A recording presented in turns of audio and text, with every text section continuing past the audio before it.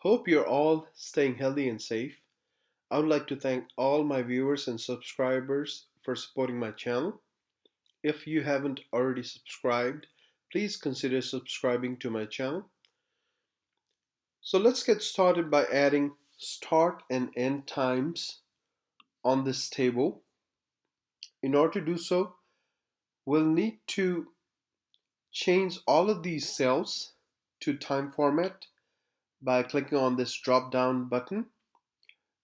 You can go ahead and choose this time or click on more number formats and then click here on time, and you can choose any of the times formats listed here. So if you choose this one here, you'll have hours and minutes with AM and PM. This one will be without the AM and PM, the military time, and this one will have the one with seconds and AM and PM as well. So what I'll do is I'll go ahead and choose this one right here with AM and PM, hours and minutes only. I'll go ahead and click on OK. Now I will enter the times. 6 a.m. Let's do 15:30 or 15:30 here.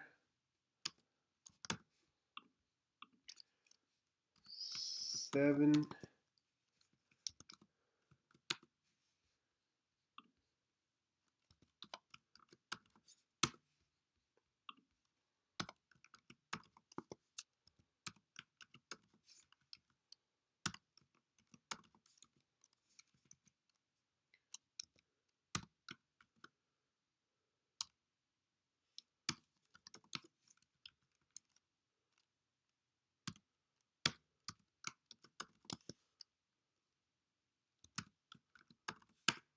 Now we have start and end times for all shifts.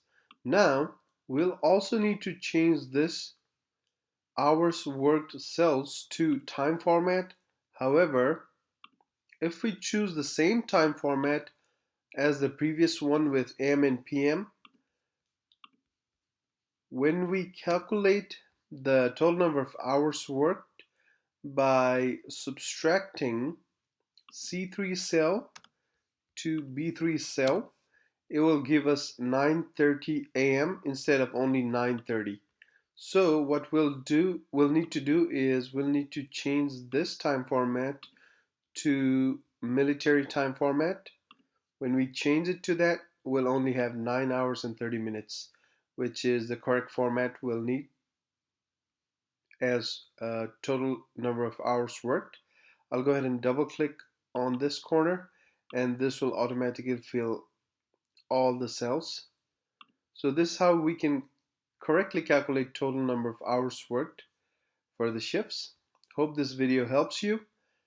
If this video helped you, please consider hitting the like button as well as subscribing to my channel.